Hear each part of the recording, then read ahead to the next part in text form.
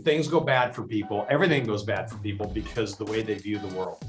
So this is one area of their life that you could sit down and say, I recognize you're having these struggles in your life right now, but the one way you can exercise control to pull yourself out of it is to focus on the things that you can actually control and give it your best so that you can bring yourself up.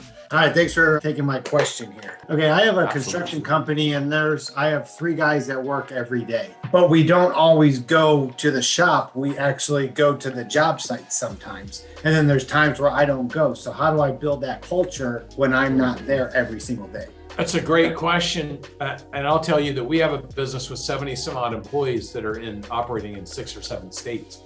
So the question you should ask yourself is like, how does a business that's in a global business operate where their people are engaged, right? You almost need to build a system that actively engages your team. And the way we do it is every single morning with every single employee, no matter where they're at in the world, every single day, we have a 15-minute meeting between 8:45 and 9 a.m. There's no reason wherever you're out in the world to miss that meeting unless it's pre-approved. Everyone comes and we go over wins, we go over objectives, we go over key performance indicators, where we're at that day for that month versus where we were at in our best month and what target was.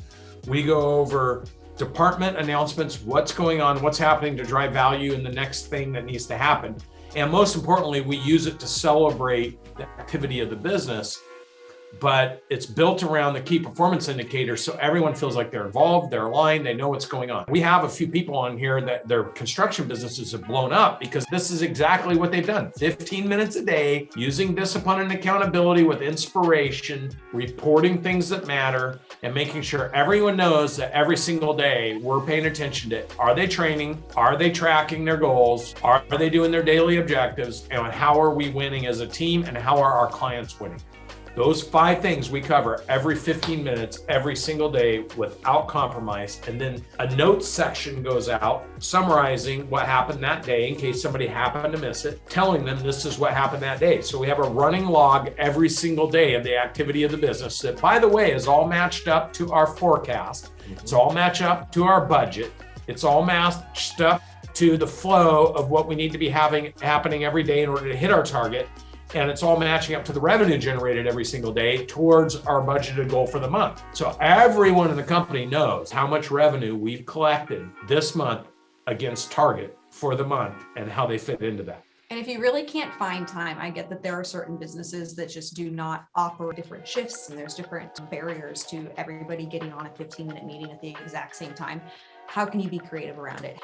I get that there is challenges to being able to make that meeting happen. If you really can't figure that out, there are other ways to pull this data and then disseminate it back out so that the team gets the idea that, hey, we're different than everybody else. We celebrate wins, we create a winning culture because we win, and you join us because you want to be on a winning team.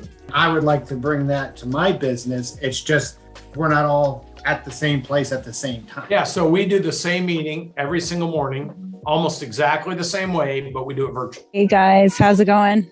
Up here in Canada. So attended Natalie's People Essentials in August. It was amazing. Trying to implement everything. So there's one person on my team. She creates content.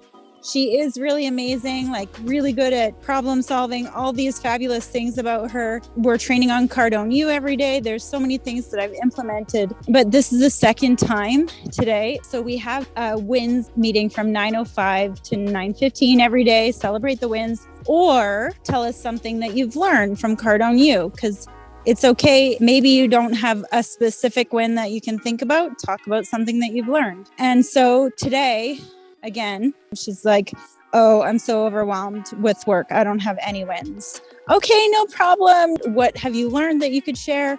Nothing. I can't find anything positive right now. And so then, trying to talk to her after the fact, and I want to be conscious of her overwhelm, but like that impacts everybody else who's on that call. Yeah. So in our environment, if that were to take place, the right thing to do, we do not have corrective conversations in a group setting. So in that moment, is not the time to, with everybody around, start going into, hey, this is not acceptable. You have given her two choices. It's either a win or it is something I've learned. It's unacceptable to not have one or the other because our culture promotes winning and learning, and that is an everyday thing. So this can't happen again. And if it happened again, we would put that person in through the performance improvement process. We would give them a verbal warning because it's entirely anti our culture. And more important than her, it affects everybody else who's watching you put up with some team member that you feel like has leverage over you because they're good at their job, but they're actually not a positive culture fit. I know. Honestly, I guess that you would say something like that. But do you do that in the very moment after, like, you end the call? I was concerned that I wanted to make sure she was okay. You know, I don't know, her grandfather has been sick lately. We would acknowledge that there's other things going on with people. However, that is an inappropriate way to behave on a meeting and to communicate on a meeting. What I have found in my life is when things go bad for people, everything goes bad for people because of the way they view the world. So this is one area of their life that you could sit down and say, I recognize you're having these struggles in your life right now, but the one way you can exercise control to pull yourself out of it is to focus on the things that you can actually control and give it your best so that you can bring yourself up instead of letting all this stuff affect you and impact you. Because look, people are going to come up with 1,000 reasons. Like, that's the problem when you're dealing with people, is they start coming up with all these excuses and reasons why they can never succeed. But the fact is, at some point, that's a repeated behavior. So you need to be the coach to give them an opportunity to teach them. This is how you break that cycle.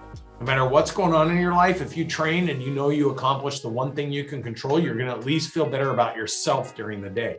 If you can't do that and you let everything slip, then your whole life slips and then you're in control of nothing. So you coach that, bring them out of it. And if they're unwilling to bring them out, your business is not a daycare. You have a business, your business needs to succeed. And the people you bring in to work with you are there for a job and for a purpose. And if they can't perform the purpose and the job, then you need to find somebody who can. And one of the purposes is winning. And they have should to be winning. That's right. They have to be winning. So this is hard because this is new to you, but you know, remember, friend businesses don't succeed unless the reason you're friends is because the people that work for you that feel like you're a friend overachieve because their obligation to their friendship. If they're underachieving in doing the friendship thing, they need to be removed. Stacy, are you there? I am. I'm great. How are you guys? Good. You know, we're so excited because we had our catch-up call today, and I see you're in the car. So do you want to just give everybody kind of the highlight of the last 18 months? So what happened is I was terrified when the shutdown came down. We only had enough cash in the bank for about 2 weeks, and we're in Washington State. So they shut pretty much everything down, you know, a little bit hard. And so we thought we only had 2 weeks worth of cash left to go. And at the time I had just committed with Brandon to do the platform, and it was a lot of money. So I called up and Brandon asked me, Stacy, do you want to commit and be here? And I'll be happy to let you out. And I decided at that point to trust Brandon and his team. And I jumped in with everything and trusted the group. I just want to clarify. She called and said, I have to get my money back because I can't afford to do the platform. We're only going to be in business for 2 weeks. We only have enough money for 2 weeks. And Right. I said, Stacy, money will never get between me and a friendship and a relationship. But here's what I want to tell you. Do you want to take your money back, which will send you your check back? Or do you want to leave it here knowing that my whole team is going to put our head down and help you come out of this on the other side? And so you can have your money back, but that's only going to buy you another week or two in business. But you can give it to me, which sends a message, you trust us and believe in us. And that will make me go to the team and say, we can't fail you. So you decide what you want to do. She didn't even hesitate. She said, you keep the money, I need the help. Then what happened after that, Stacy? So fast forward to 18 months later, we're up 31% year over year. Our profitability is up. Our team is so much in alignment. We did the platform review, and part of that is an employee training program. And we've gone through that 3 times with our group. So I'm going to say at least 2/3, if not 3/4 of our team come in early to go through that. It's, almost a 4-month process. And with that, our whole team's in alignment. Now, what's happening for me personally is my belief lid, my operational effectiveness lid, my leadership lid is way up. Our numbers are up. The team is doing more. I'm taking Fridays off. because I don't need to Nice. be there. Greg just got back from 6 weeks in Alaska, and he came back during that time frame. We had the highest month ever in the history of our company. The processes, the algorithms, the systems that have been laid out through the study that Brandon and Natalie and the whole team, the SBU unit, it has worked for us to the tune of a 31% improvement. I can't even tell you how much less stress there is from 18 months ago. They went from having to grind in the business before COVID and at COVID to the point where there were 3 different times in the 18 months where we thought there was a chance they could lose the business. Fast forward 18 months, here we are. Her husband was able to go to Alaska for 6 weeks because the teams have been trained and taught by us. In the Teams program, when you platform with us, I created 10X Owner, Natalie did 10X Employee. We choreographed 28 weeks of an owner and their key team members working on projects together. I'm talking to the business owner about how they need to be looking at and viewing it. She talks to the employees about what they need to be doing to support the team or the owners so that they can learn how to choreograph as a collective team and leadership team to execute.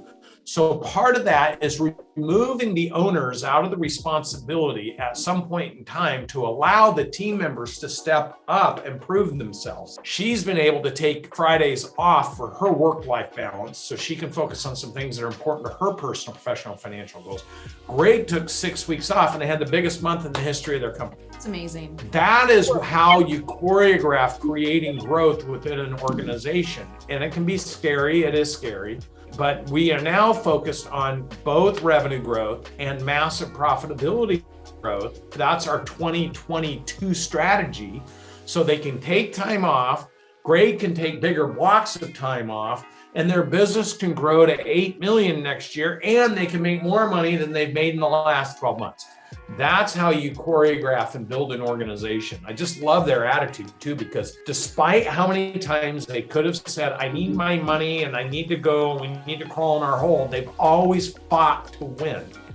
That's the example that team members need to see, because your employees will follow the lead based on what you do. Stacy, we love you and appreciate you. Thank you for your comments. So incredible, Very cool. Stacy. Thank you for your commitment. And thank you for pulling over on the side of the highway to call Yeah, us. seriously. And our strategic business unit. She managed to pay for the whole platform process, and she pays every month for the SBU and finds the cash flow to be more profitable than she ever has. So price and cost is only an issue in the absence of value. When you don't believe in the value you provide in others, you won't believe in the value others can provide to you. Well, and like you can feel when a win like this is shared, like the energy in the room, the energy in this Zoom call changed instantly. Yeah. Like this is what your team needs. Your team needs to hear success. They need to know that you are in this, not just for money, not just to make an impact. You're here to win, and being able to win feels good. All of us feel good when we listen to a story like that. There were obstacles that she had to overcome. There were challenges. There were moments of